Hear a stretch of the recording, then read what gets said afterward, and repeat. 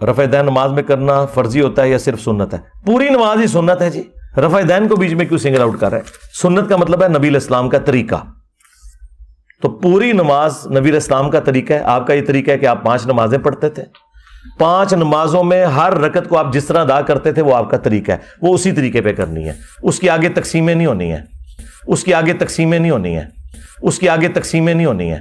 جی ناظرین، مرزے کی گفتگو آپ نے سن لی۔ مرزے نے سوال کا جواب دیتے ہوئے یہ بات کی کہ نماز جس طریقے سے آپ علیہ الصلوۃ نے پڑھی ہے اسی طریقے سے بس نماز پڑھنی ہے، باقی تقسیم کرنا کہ یہ عمل فرض، یہ سنت، یہ تقسیم مرزے کے نزدیک درست نہیں ہے۔ مرزے کی یہ بات پبلک سیشن نمبر 100 میں ہے، جس کو بڑے اہتمام سے مرزے نے ریکارڈ کروایا تھا، لیکن حال ہی میں جو پبلک سیشن نمبر 121 اپلوڈ ہوا ہے اس میں مرزے نے جو بات کی تو شاید مرزے کو یاد ہی نہیں رہا کہ میں پہلے کیا بات کر چکا ہوں۔ بہرحال پبلک سیشن نمبر 121 میں جو مرزے نے بات کی ہے وہ آپ سن لیں۔ اگر نماز میں رفع الیدین بھول جائے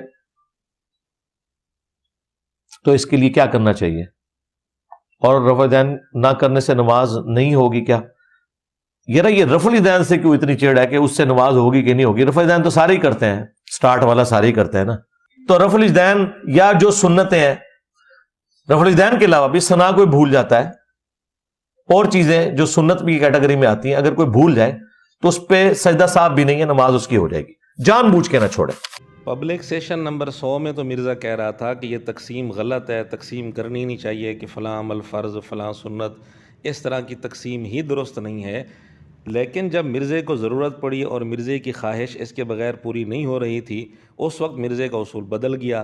اب یہاں مرزا خود تقسیم کر رہا ہے، اور رفع یدین کو بھی اس نے سنت کی کیٹیگری میں شامل کیا، اور ساتھ یہ مسئلہ بتایا کہ جو اعمال سنت کی کیٹیگری میں آتے ہیں اگر وہ کوئی بھول کر چھوڑ دے تو سجدہ صاحب بھی اس پر نہیں ہے، اور نماز ہو جائے گی، اس کی سجدہ صاحب کی بھی ضرورت نہیں۔ تو اس کا مطلب یہ ہوا کہ نماز کے جو اعمال ہیں، افعال ہیں، ان کی تقسیم تو کرنی پڑے گی۔ اگر تقسیم نہ کریں تو اس کے بغیر چارہ ہی نہیں ہے۔ ایک جگہ صرف احناف کی ضد میں آ کر اس نے یہ بات کر دی کہ جی تقسیم کرنا ہی غلط ہے، جبکہ یہاں خود کیٹیگریز بنا رہا ہے۔ ہمارا سوال مرزے کے شاگردوں سے صرف اتنا ہے کہ مرزے کی پہلے والی بات درست ہے یا یہ بات درست ہے؟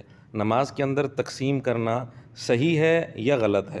اگر تقسیم صحیح ہے تو پھر مرزے نے اس کو غلط کیوں کہا، اور اگر تقسیم غلط ہے تو یہاں خود کیٹیگریز کیوں بنا رہا ہے؟ ہو سکتا ہے کہ مرزے کے اندھے مقلد یہ کہیں کہ مرزے کی دونوں باتیں ہی صحیح ہیں، کیونکہ ہوئے جو اندھے مقلد۔